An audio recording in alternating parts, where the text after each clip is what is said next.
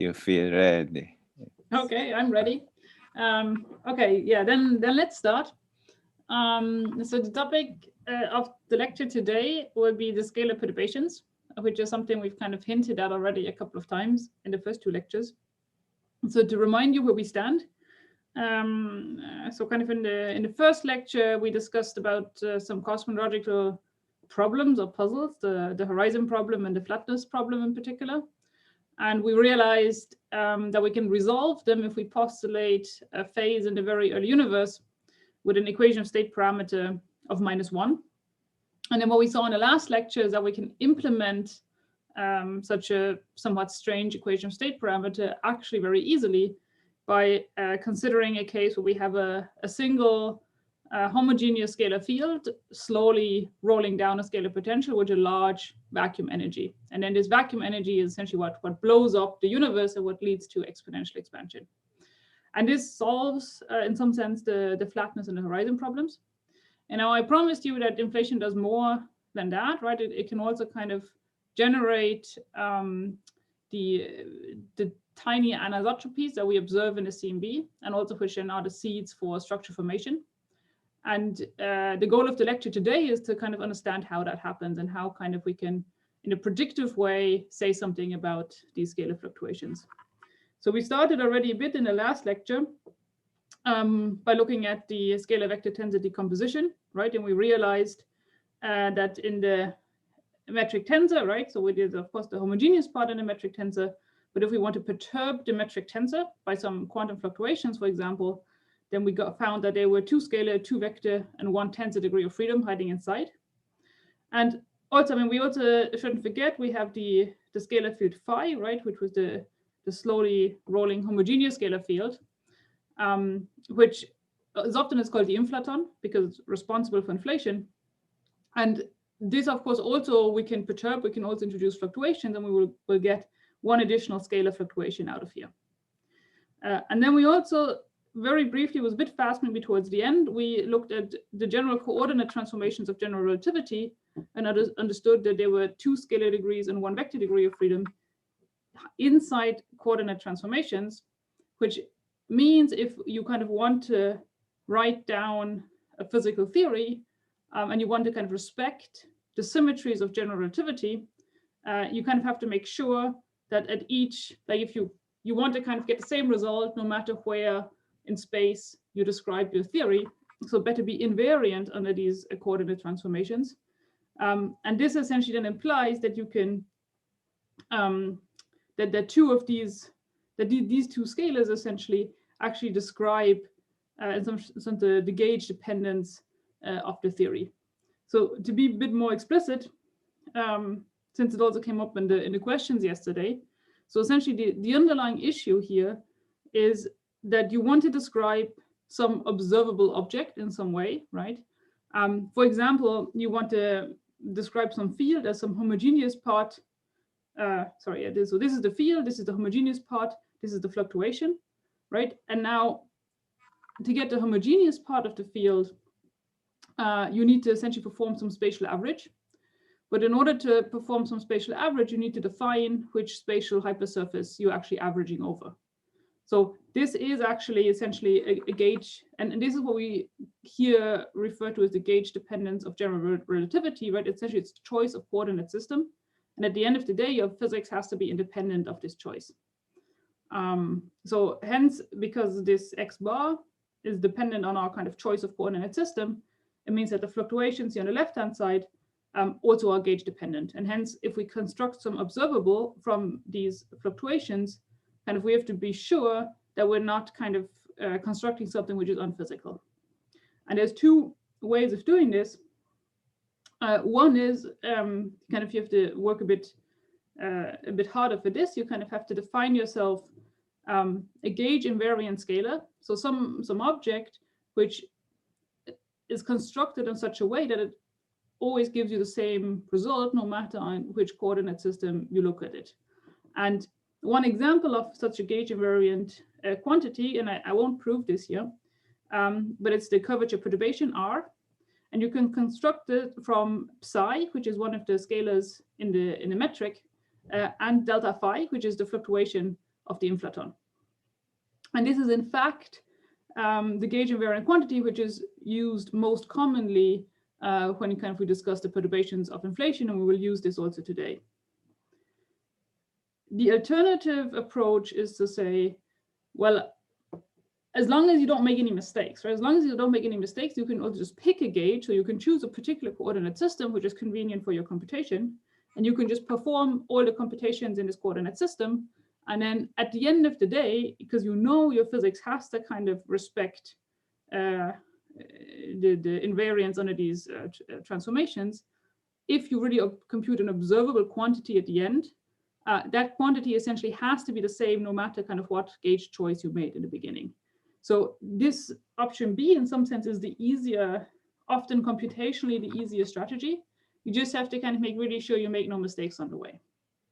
And in fact, often kind of one uses what is referred to as Newtonian gauge, where one sets the B and the F to 0. This is in particular done very often in the post-inflationary universe to do the calculations. I'd like to emphasize that all these complications arise only in the scalar sector, right? Because our transformation here, our coordinate transformation contains scalars. There's no tensors here. So for the tensors, there's not this problem, right? For the tensors, you don't have to worry about this gauge dependence question. Okay, so this is just kind of what I wanted to recap from yesterday. So now we start with studying these perturbations a bit more seriously. And in particular, I'd like to draw a picture, which I'm probably going to draw more or less in every lecture from now on, because it really kind of captures maybe the most important idea about inflation, and that is kind of how different perturbations with different wave numbers k, how they kind of correspond to different times and different length scales during inflation. So let me draw in this diagram on the y-axis what I want to draw co-moving length scales. So in particular, I want to draw k to the -1. So this is the co-moving wave number. And I will also want to draw the Hubble horizon, which is AH to the -1. And then we want to look at this as a function of time. So the co-moving wave number is very simple because it does not depend on time, right? It just is what it is. So this is simply a line. This is k to -1. But this Hubble horizon here, co-moving Hubble horizon, this is something which during inflation, it decreases, right? And after inflation, it increases. I mean, this is precisely the source of the horizon and the flatness problem, right? Is that this guy always increases after inflation. And in the exercise sheets, you may have computed that this guy, after inflation, proportional to tau, we put the 0 here so that we have negative taus for inflation, positive taus after inflation. And kind of the whole trick of inflation was to have a decreasing co-moving Hubble horizon during inflation. So in particular, we computed that we have AH to the -1 here goes as minus tau. So here we have, on the left of this plot, we have the period of inflation. To the right, we have post-inflation, right? So for example, we could have matter domination, or we could have radiation domination, standard cosmology. And the important point in this plot are now essentially these 2 points here. So because what this tells you is that here you start on the left of this plot, you start with a wave number or a wavelength which is smaller than the Hubble horizon at this time, right? So you start with something which we call subhorizon, so some scale which is kind of small compared to the local horizon scale, and then at some point this fluctuation with this wave number exits the horizon, right? It becomes larger than the Hubble horizon, right? So this is the horizon exit. Then it stays outside of the horizon. So essentially we cannot see it, right? This is what the name horizon means.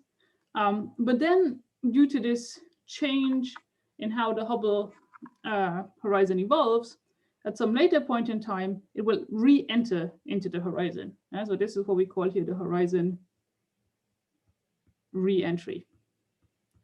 And essentially the goal of, so as I said, right, so here essentially in this regime, right, so I don't know how to draw this, but here essentially, so on the top, when the blue line is above the black line, right, we have that K is much bigger than AH, and we call this sub-horizon, right? So the fluctuation is small compared to the horizon, and here we have the opposite regime, which we refer to as super-horizon, to give you this vocab. And essentially the goal of the lecture today will be to study essentially the regime here on the left. So we will study essentially how fluctuations are generated during inflation, how they evolve during inflation. We will also discuss about this horizon exit, and we will also kind of touch a bit on what happens outside of the horizon. So we'll essentially deal with this part of the plot from here all the way up to 0.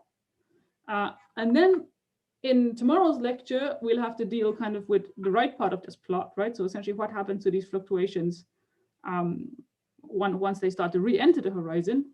And this is in fact, so after they, I can already tell you that kind of after they re-enter, here in the right-hand side of the plot, this is kind of when they become important for seeding the inhomogeneities in the CMB and in galaxy formation. And it's essentially, in order to make any predictions about that, you kind of first need to understand here on the left, how are these fluctuations sourced, how do they evolve during this inflation epoch. And yeah, so this kind of, and now if I look at a different length scale, right, meaning I look at a perturbation with a different wave number K, right, then essentially I draw this black line at some different height. So here now I have a perturbation with a smaller length scale, and this would exit the horizon at some later time during inflation and would re-enter at some earlier time, right? So this is how different perturbation modes essentially correspond to different timescales during inflation and also different timescales after inflation. Yeah, so when you see this picture for the first time, it's maybe a bit confusing, but we'll see this more than once. And if you've managed to really understand this picture, then I think you have really understood essentially what all this story about inflation generating cosmological perturbations is really about. So essentially this lecture will talk about this first part of the plot, and the second part of the plot will be the next lecture, so lecture 4, but also Fabian's and Yassine's lecture.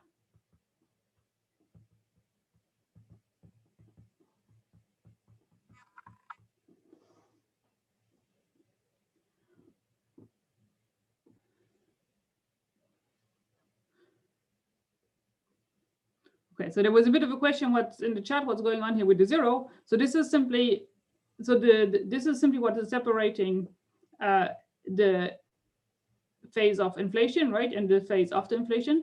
And of course, this is not exactly kind of a kink or something, right? I mean, it smoothly connects, right? But this is kind of a schematic picture of what happens.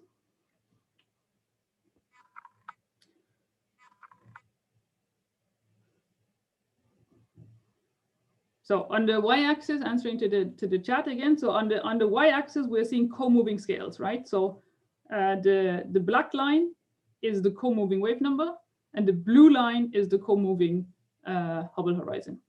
And so essentially, we want to compare in co-moving coordinates. We want to compare the length scale of a perturbation with the length scale of the horizon at the time.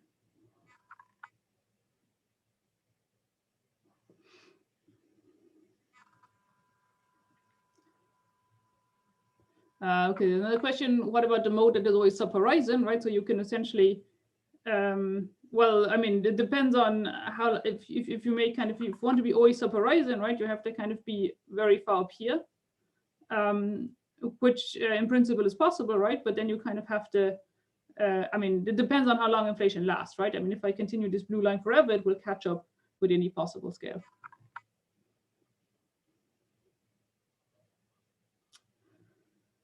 Okay, so the strategy, so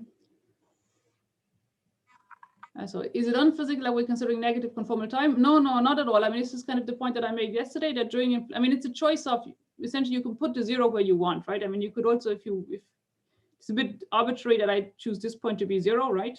But it's kind of more convenient because it makes things a bit easier. But as we saw yesterday, in fact, it makes complete sense to use negative conformal time during inflation. Okay, so the strategy for today's lecture is that I want to expand, like in order to kind of understand the dynamics of these perturbations, I want to take the action of our theory, expand it to second order perturbations, because this will then allow me to derive the first order equations of motion for these perturbations. Then we will have to quantize this system, because at the end of the day, we'll be talking about quantum fluctuations, and we need to talk about initial conditions. And then when we've done all of that, we can solve this equation of motion with this initial condition and compute the 2-point function or the power spectrum.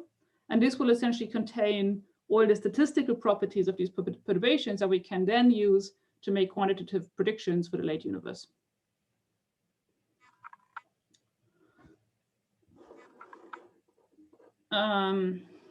Okay, so let me start with point 1 of the strategy, which is computing the equation of motion. And to do so, because this is scalars, right, I need to worry about this gauge dependence, and I'm going to make my life easier by taking a gauge choice, right? So this essentially corresponds to this option B that I discussed. So I'm going to set the inflaton perturbation to 0. And I'm going to, and then in the metric perturbation, I'm only going to keep and write it like this: 2R delta ij plus hj. And in fact, there are also, so I've set this to 0. I have not set phi. There's also another two, so the phi perturbation and the b perturbation in metric, they still exist, but they are completely constrained by constraint equations. So I don't have to worry about them too much. And essentially this, and here this R is this gauge invariant R that we were talking about before.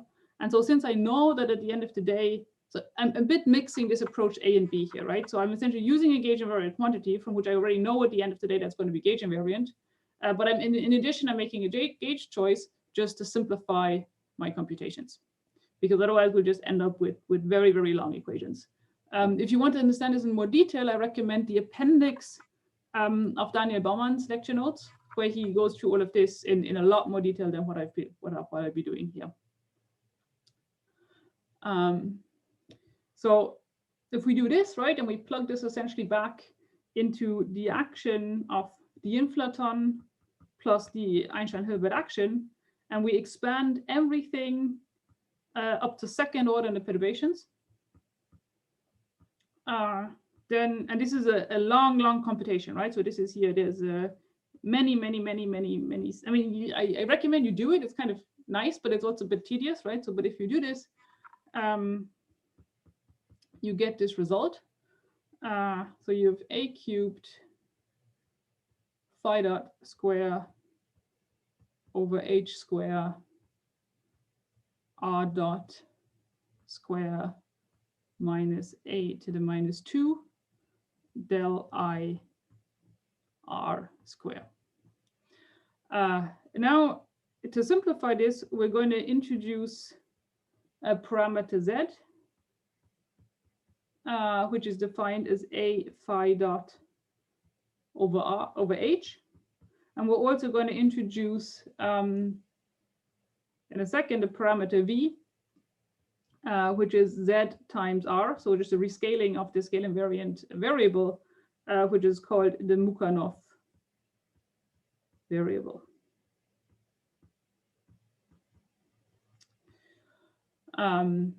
So then I plug this in, just do this replacement. And here you can already see the z factor appearing up front. So I just get, I'm going to, this d for x, right, is a dt and d3x, and the dt I'm going to rewrite in terms of conformal time, d tau, which is then going to give me an extra factor 1 over a. And this extra factor 1 over a then comes in here, combined with this factor of a from the z. So in total, we get a cubed, a squared, z squared, r dot squared minus z squared del IR. And now I'm going to introduce this v parameter, right? So this whole thing here is just del IV. Sorry, I forgot a square here. Square down here also. And this thing I can rewrite as v prime, where so dot is the derivative with respect to time, t, and prime is derivative with respect to conformal time, tau, z prime r. So this relation here, you can easily check it backwards, right? You just plug this definition of r, or this definition of v in here, and you evaluate this, and you'll see there's a cancellation, you get exactly back this term. And the reason I'm writing it in this complicated way will become clear in the next step, because then I can combine this first term and the second term, d tau d3x, as, so we have v prime squared from here. From over here, we have div squared. And then these two terms in here, the mixed term and the second term here, I can rewrite again, replacing r with v as minus 2 v prime v z prime over z minus v z prime over z squared. And the reason I'm writing it like this is because this thing now is actually a total derivative. It's minus d over d tau z prime over z v squared plus v squared z prime over z. Again, this is a relation you can check very easily doing it backwards, right, by just taking this derivative. And now, because I have this total derivative here, I can do a partial integration.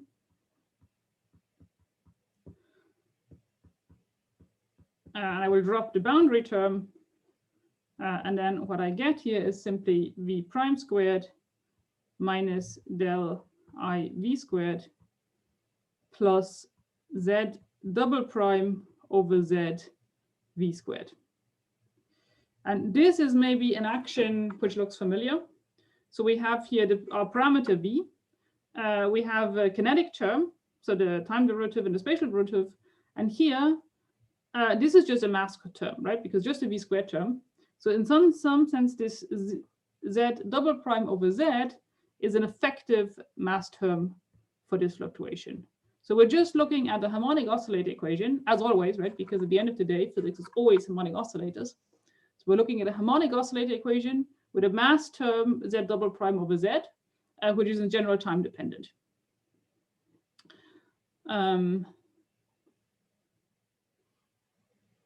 So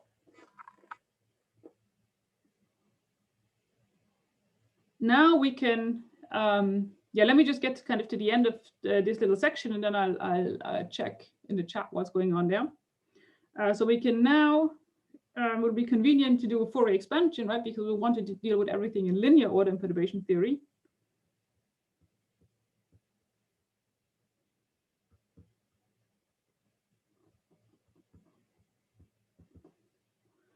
So v of tau and x, we can expand d3k 2 pi cubed vk of tau e to the I kx. And now if you take this action, you do Euler-Lagrange, and you also kind of do a Fourier decomposition, then you get the equation of motion for these Fourier modes vk.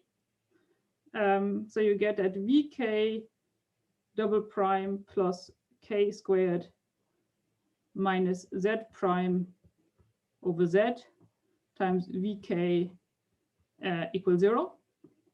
So this is nothing else, again, important equation. And this is nothing else than just the equation of motion for plane, well, if we did not have this z prime over z term, right, it would just be a plane wave equation of motion.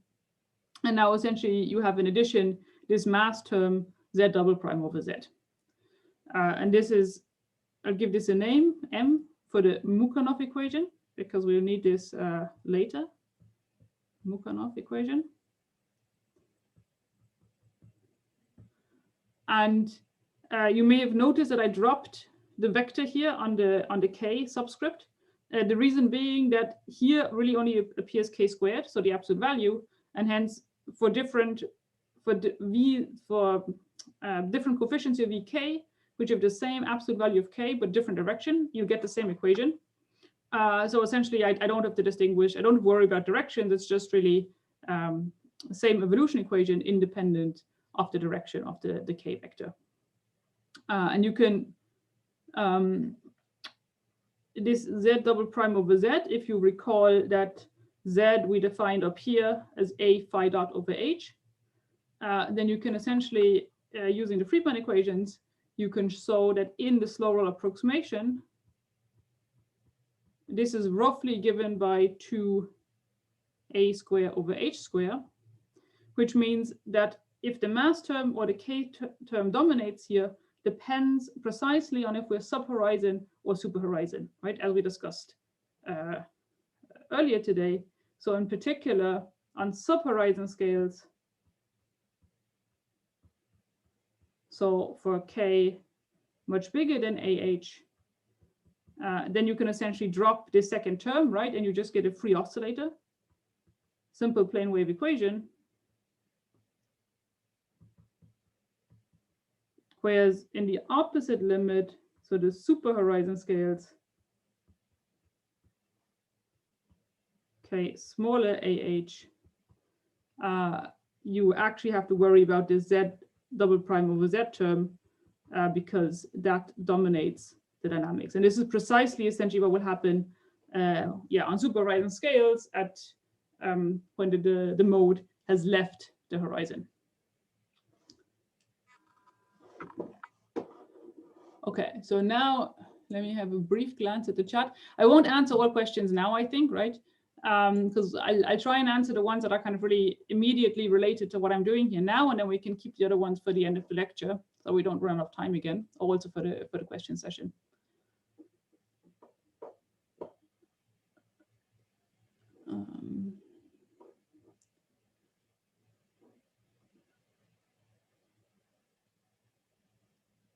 Yes, so yes, I am setting the scalar field perturbation in phi to 0 in this gauge. What happened to Hij? Good question. Yes, so I just completely dropped the Hij here because I essentially just want to talk about scalar perturbations in this lecture. And the tensor perturbations will be on tomorrow's homework sheet. You've already answered most of the questions yourselves. Excellent.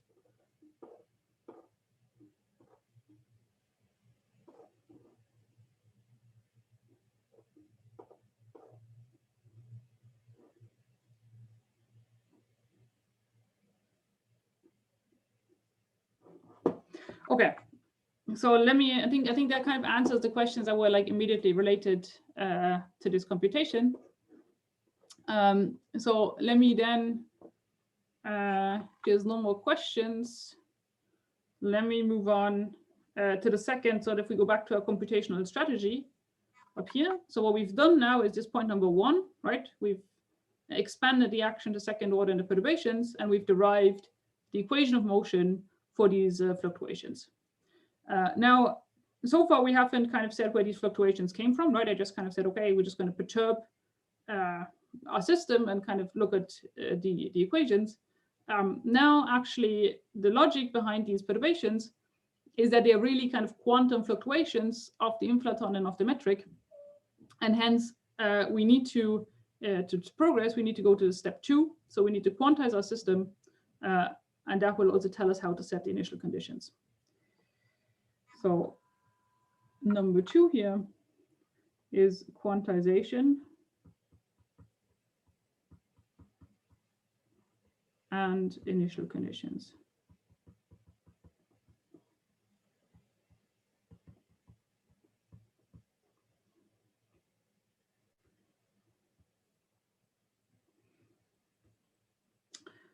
So I start with the quantization.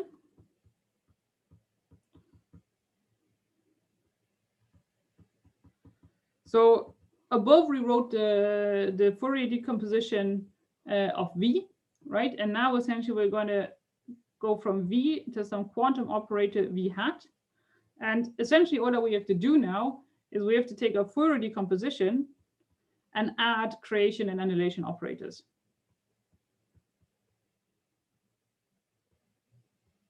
So we had Vk of tau times e to the ikx, right? And now essentially what we're going to do here is add an annihilation operator, hk, and correspondingly for the complex conjugate, we add the creation operator, k.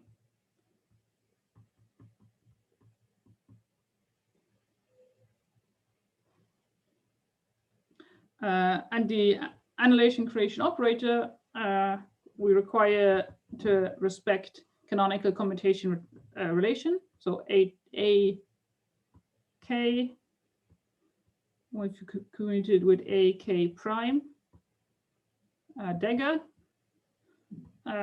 is supposed to be 2 pi cubed delta k minus k prime. And this is going to be one of the homework exercises of today. If you take this canonically quantized field and take its conjugate momentum, you and kind of look at the commutator of this field V and its conjugate momentum, using this commutation relation, then you can show that this relation holds. And normally I said h bar to 1, right? But I keep the h bar here just to kind of remind us that this is a quantum thing. So Vk star Vk prime, prime again is the derivative with respect to conformal time.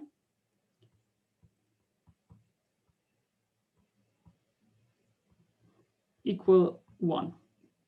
This is the so-called Wronskian condition, and this will essentially fix, so give this a name, star, and this will fix 1 out of 2 initial conditions that we have, or 1 out of 2 initial conditions that we need for the second order equation of motion that we discussed on the previous slide. So this fixes 1 out of 2 initial conditions. Right, and this thing is homework.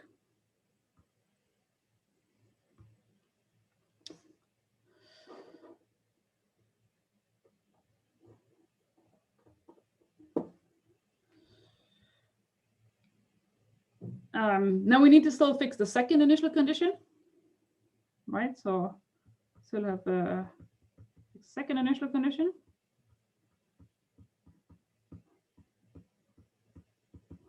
And for that, we note that in the far past,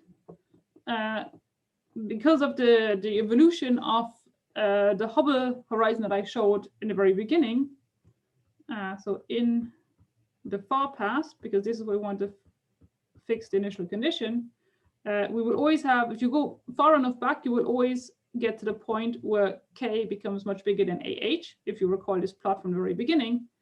And in this limit, if you look at the Mukhanov equation, right, and the Mukhanov equation just becomes a free oscillator plus k squared Vk equals 0. But for a free oscillator, we know how to quantize it, and we know how to determine the vacuum, right? So this is just a harmonic oscillator, and we know essentially the unique state which minimizes the energy density, or the energy, or we know what is the vacuum state of this system. Hey, please, I have a question.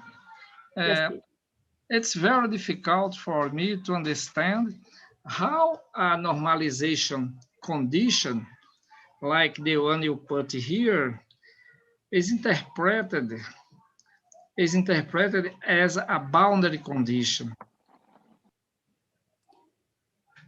You'll see in a second, okay? Okay. You'll see in a second. Let me know if the answer isn't clear in 30 seconds from now. Okay, good. So this, right, is just a harmonic oscillator.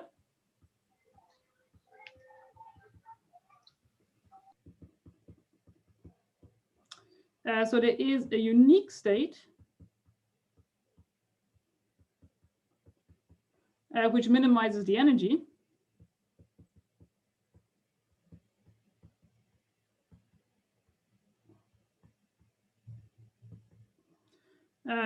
And this is given by, so in the limit that tau goes to minus infinity, the unique state is given by 1 over 2 times the energy e to the minus I k tau, right? So just it's essentially the lowest state of the harmonic oscillator.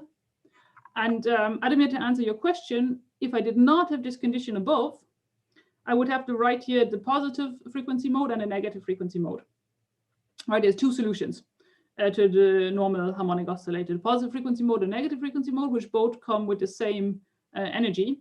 And if you just plug in the other mode, so if you plug in the negative frequency mode into the equation that we had above, you will see it doesn't fulfill that equation.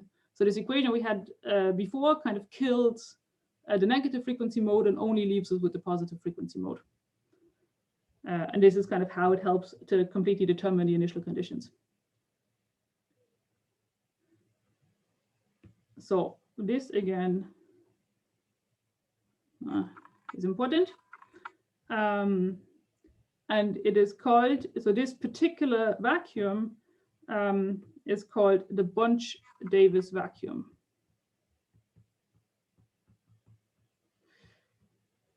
And like now, the way I introduced it, right, you may think, okay, well, it's nothing special, right? It was just kind of a harmonic oscillator, right? And we know how to solve a harmonic oscillator. The nasty thing, why kind of this is something a bit non-trivial, is that you can do this here only kind of in the limit, in this sub-horizon limit, right? So only essentially when you can drop the z double prime over z term, because if you have the z double prime over z term, you have a time-dependent mass. And for a time-dependent mass, we don't know essentially what are the eigenstates of the harmonic oscillator, at least not in a trivial way, right? And hence kind of we have to set the initial conditions at some point in time where we don't have to worry about essentially the expansion of space. So we're looking essentially at scales which are so small that they don't notice the expansion of space. So let me write here what I already responded in words to Admir. So only positive frequency mode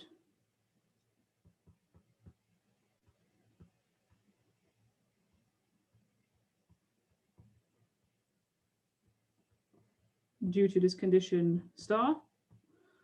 So now we have the initial conditions at tau is minus infinity fully fixed.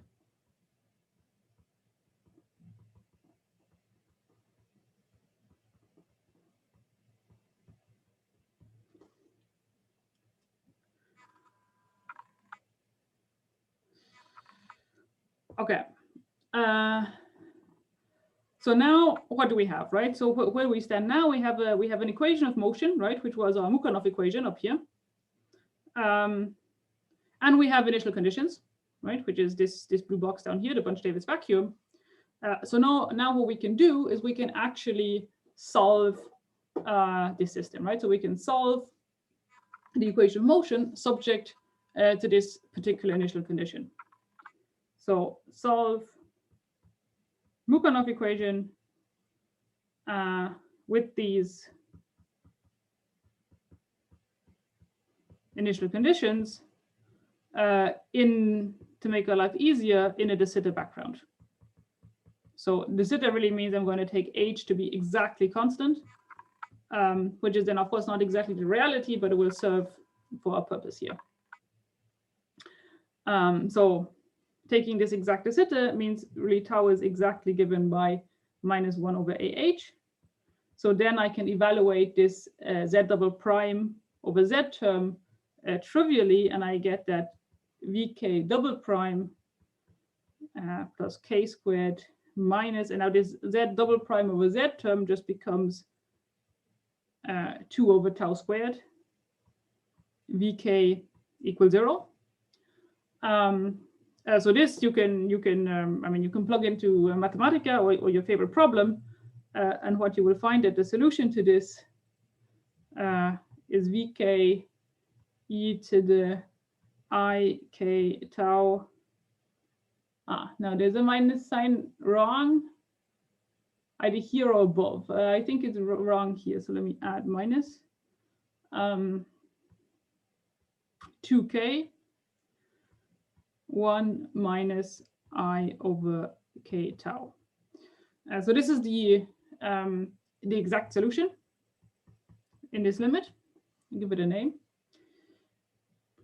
That's what's so important. Need this later. And now let us think a little bit what this solution actually means, right? And in particular, we've talked already quite a bit about the subhorizon limit, right? Because we saw in this case it becomes a free oscillator. But let's spend 1 second thinking about this other limit, so the superhorizon limit.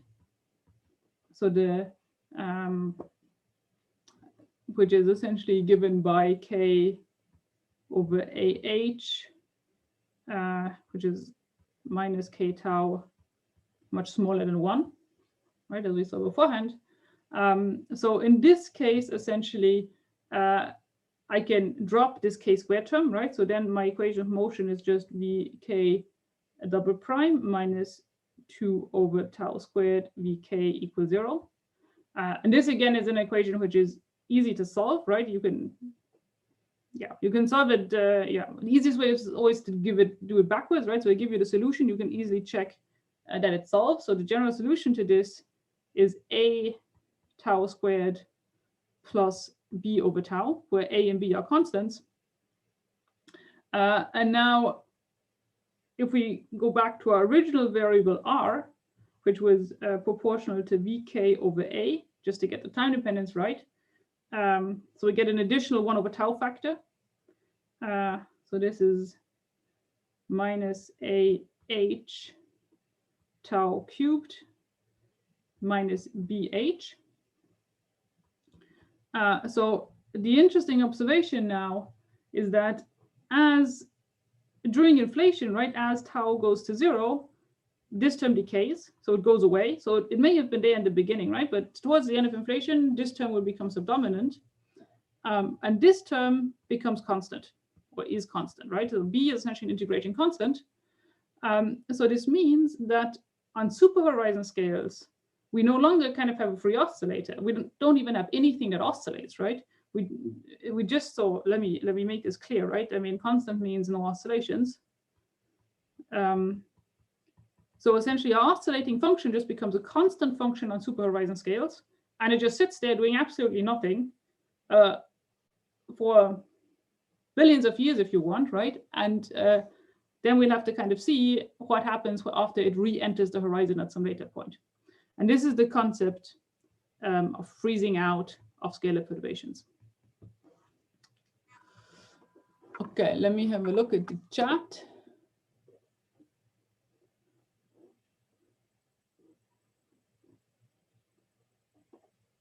Okay, there's a big discussion going on about co-moving time. Maybe this we can do at the end because it's more related to the previous lecture.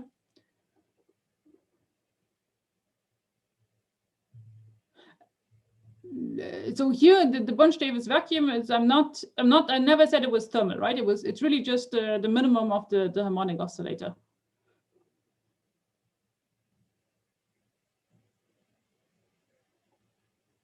So the overall normalization here for the Bunch-Davies vacuum, so this 1 over 2k factor, this comes from solving the harmonic oscillator equation, right? So the harmonic oscillator equations have different levels, right? They are, if you remember kind of your quantum mechanics lecture, labeled from n goes to 1, 2, 3, 4, 5.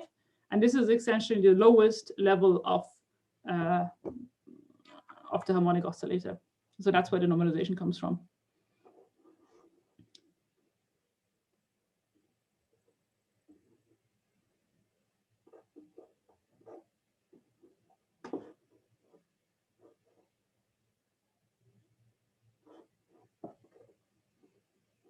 Okay, let me know if there's any other urgent questions at this point.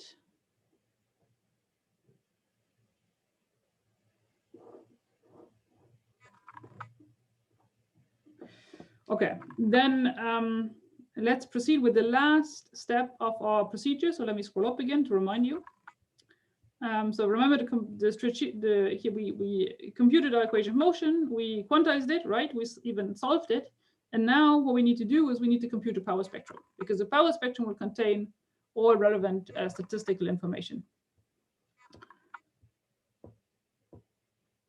Oops. So here we go. Power spectrum. And what I mean with power spectrum is essentially the two-point function of the scalar variable r with itself. So r k prime.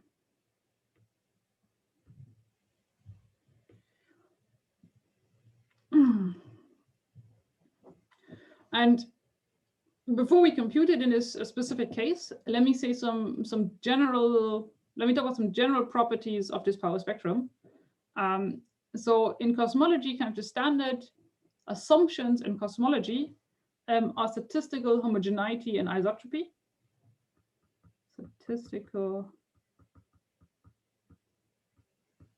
homogeneity and isotropy, right? So SHI.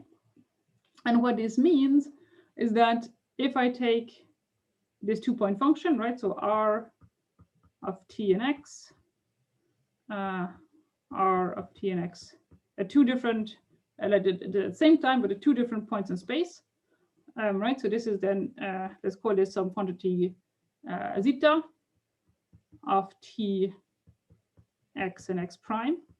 Then this condition of statistical homogeneity and isotropy says that this function zeta here depends on time, and it only depends on the absolute value of the difference between x and x prime, right? So the fact that it only depends on the absolute value is a statement about isotropy, right? So it doesn't matter in which direction you look.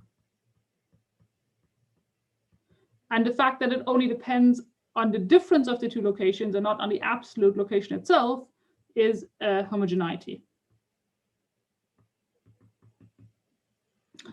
Now, we will be working in Fourier space. So we need to translate this concept to Fourier space. So in Fourier space, we have Rk of t, Rk star of k prime and t. And again, the same condition as above here implies, so I'll put a 2 pi factor here, which is convention, and then it implies a delta function k minus k prime. This is the homogeneity.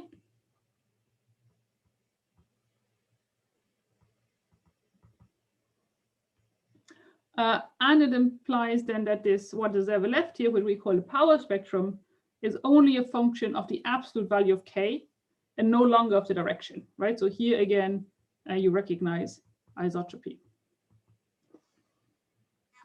And so what we want to compute essentially is this guy over here, right? This PR of k.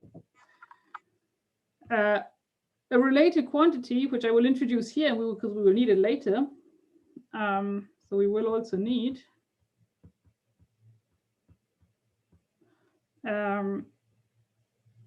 essentially a quantity that we get from integrating over all of k space.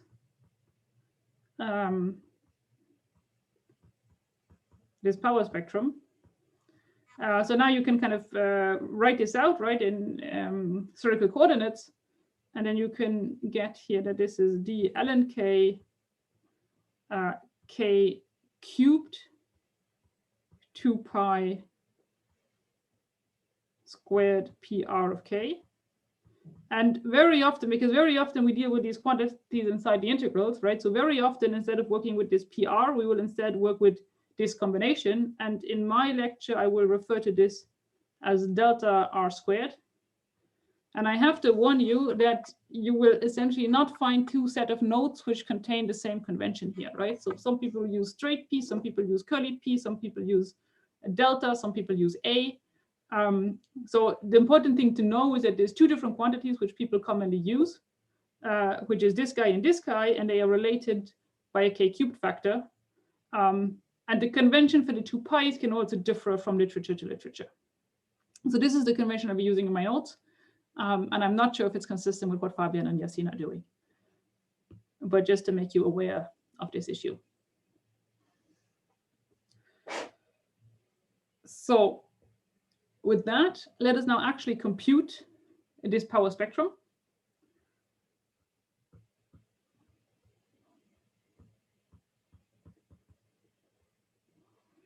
So recall that R was V over Z, which if we insert Z is V H divided by A phi dot. So if we want to compute the 2-point function of R,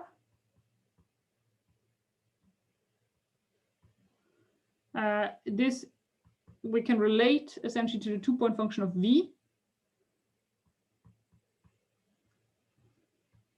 So we have the delta K minus K prime, because we talked about statistical homogeneity and isotropy. And now we have the 2-point function of V. So there's this all goes ahead, right? So we have A over phi dot here. And then we have Vk of tau divided by A squared, absolute value squared. And now, if we look at this Vk of tau over A squared, and we insert the solution that we had beforehand, right? So we insert the actual solution. I hope I gave it 2 stars? Yes, this guy, this solution, we insert in here. So then we get 1 over A squared 1 over 2k. This was just a normalization factor. 1 plus 1 over k squared tau squared, which we can just rewrite by extracting k squared factor. So this is h squared, and also the tau, recall that tau is minus 1 over ah. So you get k cubed here, 1 plus k squared tau squared. And now again, we see, essentially, we see this freeze in or freeze out scenario again in some sense. So one important observation here is that on super horizon scales, this thing goes to 0. So on super horizon scales only. So this means that if we know the initial conditions, right, as at tau's minus infinity. So if we evolve this and then we compute the value of this power spectrum at horizon exit, then essentially it just remains constant after, right? So it's sufficient to compute the power spectrum at horizon exit. And then we know automatically what is the power spectrum all the way to the end of inflation, because nothing changes.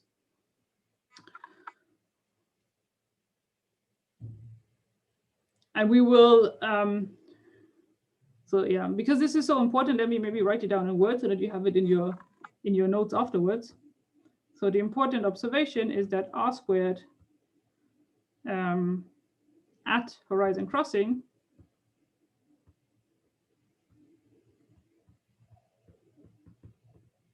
and essentially horizon crossing means k equal AH, right? So for a given k, there's, because A and H are time dependent, right? So for a given k, there's a particular value A star and H star, which depend on k.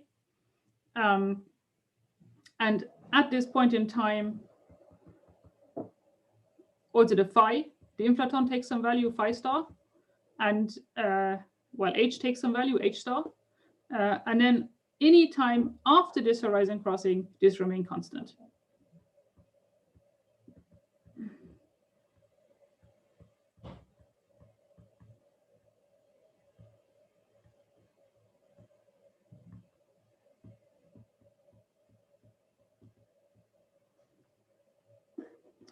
So now we can finally put everything together.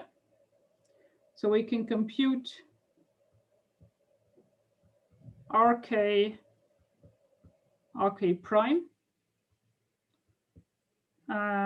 So 2 pi cubed delta k plus k prime. This prefactor h star phi dot star. And now we insert this solution here. So h star squared divided by 2k cubed. And this is true for all tau, so for all times with ah bigger than k, so all super horizon times, right? So essentially, the power spectrum at any time after horizon crossing is determined by the power spectrum at horizon crossing. So this is why I put the stars here, which indicate horizon crossing, and I've dropped the second term here, right? So in some sense, this is true actually if this is a much bigger here.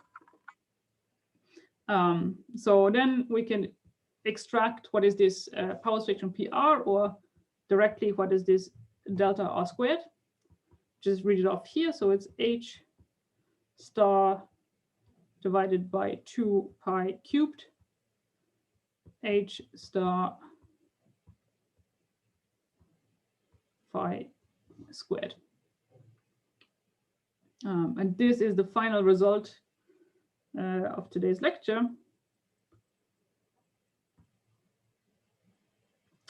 And if you recall that in a slower approximation, right, in a slower approximation, we have that that the Hubble parameter and also the inflaton velocity, right, are approximately constant. This is epsilon and eta small. And essentially this means that if I look at scales which enter the horizon at different times, which exit the horizon at different times, which means kind of different length scales of perturbations today, this right-hand side doesn't change much, right? Like in the limit that this is constant, this doesn't change at all. And this is why we say this is a scale invariant spectrum of perturbations.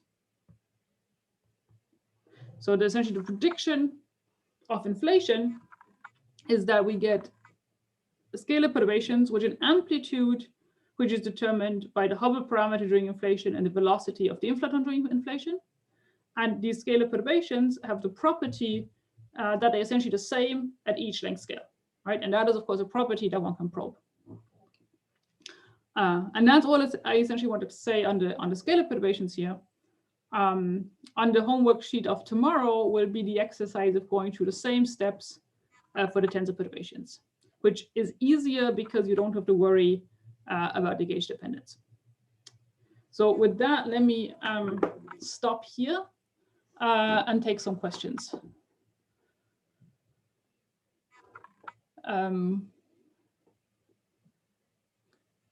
So there's many questions in the chat. I don't know if maybe somebody wants to maybe speak up and maybe has noted a particularly important question in the chat that maybe several people want answered.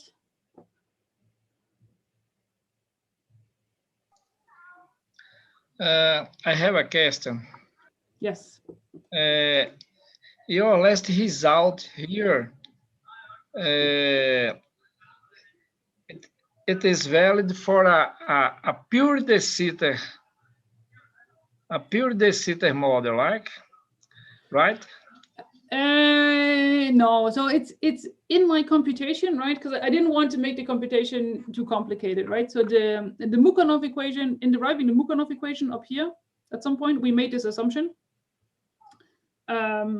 Somewhere here, right? We made the assumption of exact de Sitter.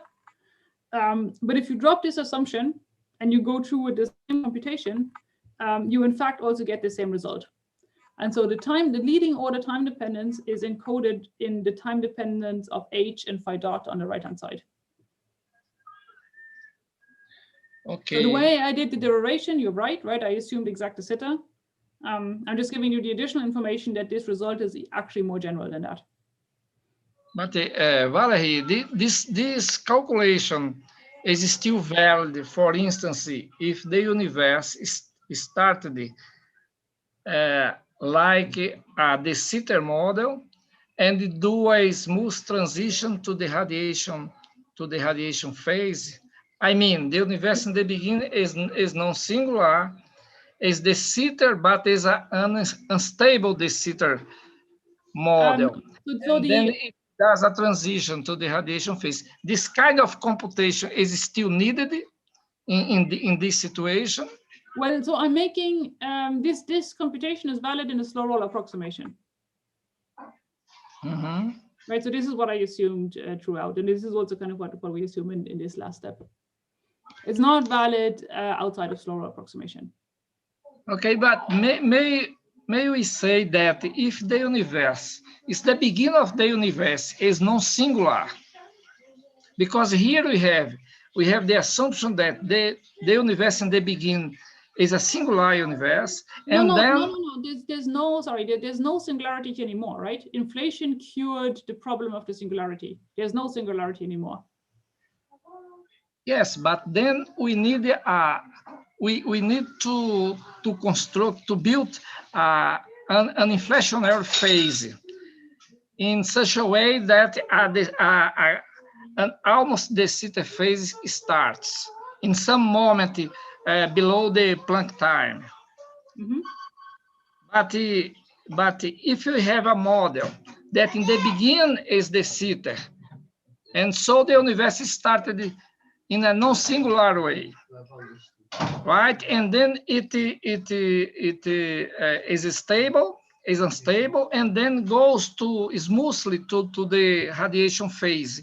In this case, I would like to know if we need to do this kind of calculation, because if the universe is non-singular in the beginning, and then there is no, for instance, there is no horizon problem, because the universe is non-singular in the beginning. It's just to solve the flatness problem. I think this is going maybe, because I also want to let other people ask questions, right? So I'm not, so let me say two things, right? So inflation, like, I mean, I think we discussed the flatness and horizon problem in the first lecture, right? And we saw that inflation is one, and the flatness and horizon problem arises in standard cosmology, right? Which means standard cosmology means essentially just radiation and matter domination, right? And in this case, you have the flatness and horizon problem. Inflation is one way of solving that, right? And now what we're talking about are the quantum fluctuations during inflation. We're not talking about these as a way to somehow start inflation or something like this, right? We're talking about these because these will be the observable predictions that we can observe in the CMB. So this is where we want to go with this computation. Okay, but anyway, may I say that if the universe is like a balanced universe in the beginning, or if it starts like a de Sitter universe, and then this kind of inflationary computations are not needed anymore. May I say that? No, I don't think you can say that. No, I mean, you still need to compute the fluctuation power spectrum. I mean, you can have an alternative to inflation, right? But I mean, I'd like to, maybe we can get back to this to the question and answer session. I'd like to now rather take questions which are kind of directly related to the lecture of today, right? And we can kind of go on talking about alternatives to inflation, maybe in a more, in a separate way. Okay, sorry for that. No problem. So I see a lot of questions in the chat.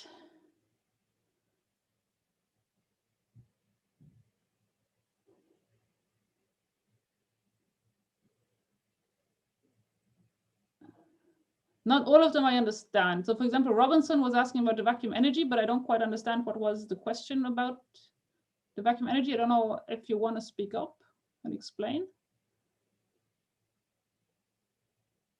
Otherwise, in the meantime, I can answer Matteo's question, because Matteo asked about the meaning of this scalar, right?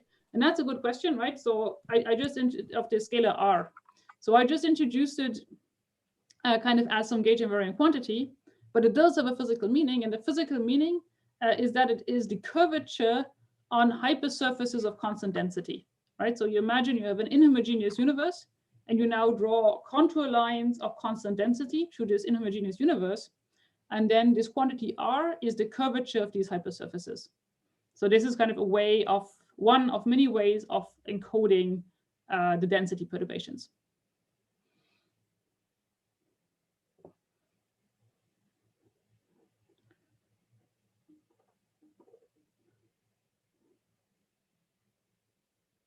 Yeah, you already understood it kind of by people answered the question already. Excellent. Okay, could you say, looking now at Sergei's question, could you say again why the power spectrum is constant and why we can drop the second term with the k tau squared?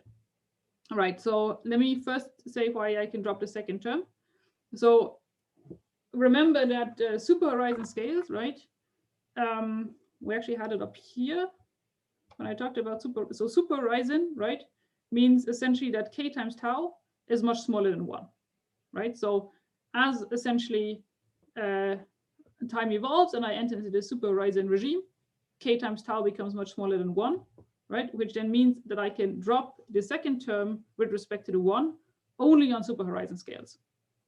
So what this essentially means is that it's sufficient to compute this quantity or to compute the power spectrum here at horizon crossing. And then I know that after that, things will not really change anymore, right? So this term will go away, will go to 0, and the rest, this first term here, will essentially lead to a constant. And yeah, and you can essentially see this more explicitly. Well, I mean, so this is one way of seeing it, right? And then if you kind of, well, I think the best way of seeing the freezing out is here, right? If you really look at what does the curvature perturbation R do at late times, right? And essentially this thing will disappear because tau goes to 0, and then this thing essentially just becomes a constant for H constant.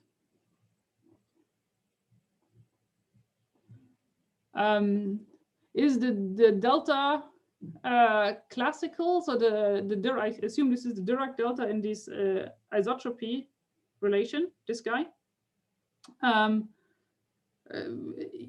Yes, I mean, yes. I mean, you could completely do this also with classical fluctuations, right? So if I put classical fluctuations and I want these classical fluctuations to obey statistical homogeneity and isotropy, I would get the same delta.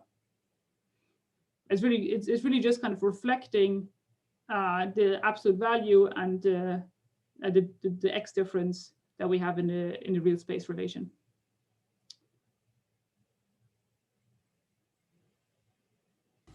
Can you hear me? Yes. I was asking about I guess the power spectrum, which it seems to be something which is measurable, and I think it's a classical quantity. But we derive it from quantum quantities, I guess, when we first did a quantization. Am I right, or am I mixing things? No, this is actually, thank you, Maria. This is a fantastic question, and this is a very, very non-trivial point. So I can give you a qualitative answer. So the qualitative answer is that kind of, yes, we derive this kind of as quantum fluctuations, right? And normally you would expect quantum fluctuations just to, well, you know, they fluctuate around and they just disappear away, right? And essentially, the physical picture here is that what happens is that these quantum fluctuations in the expanding universe, they get stretched so much that they become classical. And hence, when these former quantum fluctuations re-enter the horizon, they are indeed something classical that we can observe. So this will essentially reflect itself in, for example, the temperature fluctuation of the CMB, or in the matter power spectrum of galaxies, which is definitely a classical quantity, right? So somehow these things went from being quantum to then magically being classical. Mathematically, kind of how this happens is precisely by this freeze-out relation. So if you look at the Mukhanov equation, the solution to the Mukhanov equation, you will see this is kind of on small scales an oscillating function. So something which kind of has all the properties of a quantum system. But at large scales, because this kind of becomes constant and freezes out, it's no longer quantum, right? Because it's no longer fluctuating around. It just kind of is a number and it just stays that number. And hence it becomes classical. But there's actually kind of a somewhat even philosophical question about how does this quantum to classical transition really work, and like where does the information go, and etc. Right? And I would say kind of, I mean, this is something that if you kind of ask people to do a bit of like kind of philosophy of physics, this is something they think about a lot, right? And it's very non-trivial. So at the mathematical level, I can kind of see what's going on. But I cannot, and I can kind of give you the intuition that there's something to do with the stretching of the fluctuations, but I cannot kind of really formally derive this quantum to classical transition. Are there the slow roll conditions key to this classical to quantum to classical transition? In some or they go sense, independent? Right? Because you need the expanding universe, right? So you will never get this if you have whatever matter or radiation domination universe. You will never get this, right? The quantum just stays kind of quantum, and you don't have this effect. And it's really worthwhile, I mean, pausing about this and thinking about it, because I mean, what we're really saying here is that we have some quantum fluctuations 13 billion years ago, and we're claiming that this is what we observe when we study the matter power spectrum or something like this, right? So it is really a crazy claim, and you should be skeptical Right. about it, right? Thank you.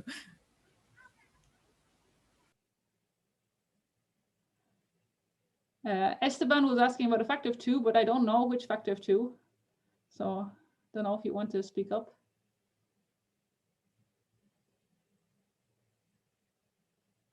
So Matteo is asking a related question to what we're just discussing with Maria. So if this stretching of the quantum fluctuations happens also for other fields, the answer is yes. So it happens, in fact, it happens to all scalars and all tensors during this inflationary regime. So the tensors will have the same property. And this is kind of why kind of quantum tensor fluctuations can evolve into a classical gravitational wave signal that we can also, again, in principle, we can observe today. And also if you had maybe some other scalar fields kind of floating around, which are not the inflaton particle, but just kind of exist, they could also have this property.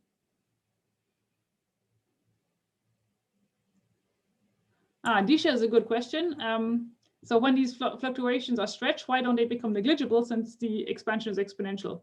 Yeah, this is where you essentially have to, where this result is really surprising, right? Because you get, if you look at the solution of this equation here, you get that R is constant, right? You don't get that R is a constant times e to the minus h times tau or something, right? You really get that it's constant. So it's really even, I mean, this is not really an energy density or something, right? This is just kind of the amplitude or the value of your Fourier coefficient at some point in time, right? And the statement is that essentially the value of this Fourier coefficient just stays constant. Please, Professor, may I ask a question? Sure. When Professor wanted to solve the Mukhanov equation, you found this equation on the screen. But looking at the notebook you gave to us, it seems like we have 2 cases of solutions, and the other cases we have exponential of plus I kt. In the bracket, we have 1 plus I over kt over k2, please. So is it possible to make a linear combination of these 2, or it is only one of what we see on the screen? It should only be this one, and the reason is precisely this the condition here of the Wronskian. So this condition, this Stark condition, kills the second solution. Which condition, Professor? Sorry? Which condition, Professor? This I didn't condition see it. on my screen, Oh. this condition star. Okay, Professor. Okay. This Thank you kills so the much. second, this kills the negative frequency solution. Okay, Professor. Thank you so much.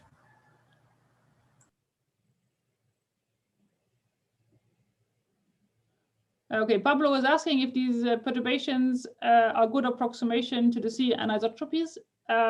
Yes, they are. They, as we will see, this is essentially what people commonly think explains the CMB observation. It works, like in particular, like this property, right? This property that you have an approximately scale invariant spectrum, right? So that essentially you look at fluctuations of different length scales in the CMB. And you get more or less the same result. This is exactly what we see. And this is very non-trivial that this works out, right? Because as I said, kind of the theory of inflation is older than the observations of the anisotropies in the CMB. So this was really a true prediction.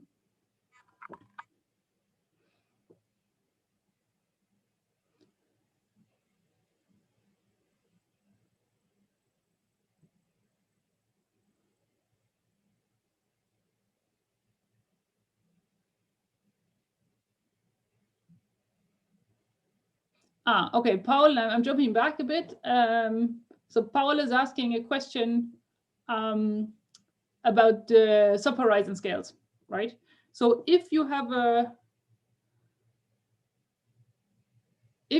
scale which is subhorizon the entire time, right? So this essentially means, because any given scale, right, as inflation kind of proceeds, it approaches the horizon and will eventually exit.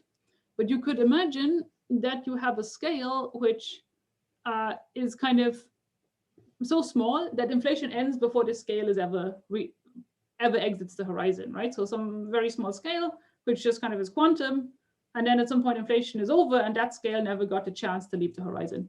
And that scale will just stay quantum, right? So there, essentially, there's nothing interesting to stay, right? It will just stay some teeny quantum fluctuation of space, and we have no chances of observing it. But if I may go back to this picture at the very beginning,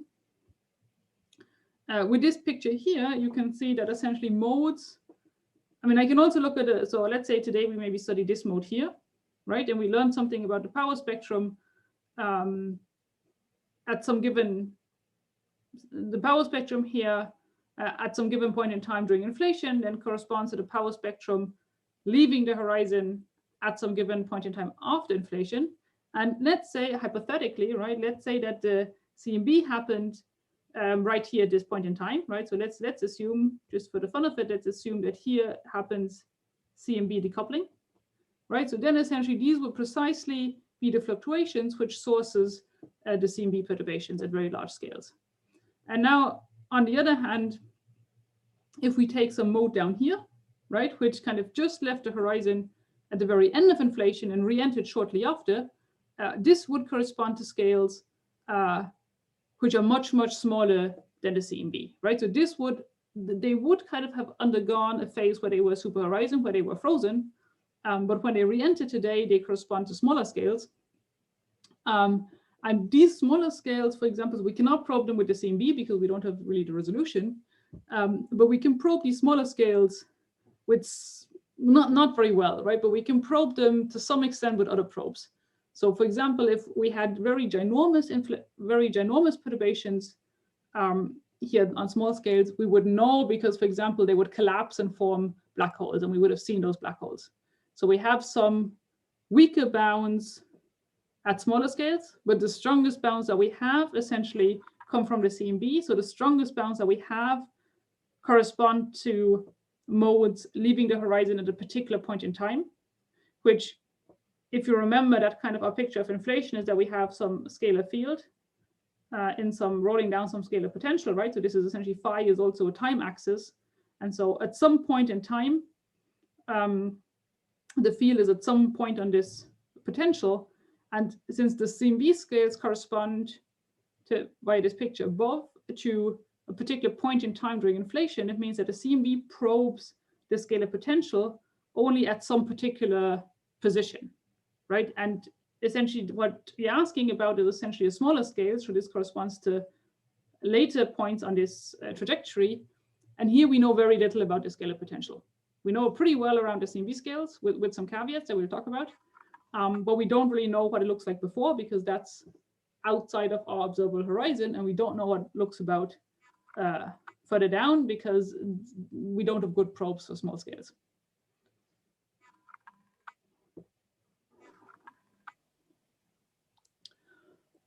Okay, and we will also have the Q&A session in an hour, a bit more than an hour.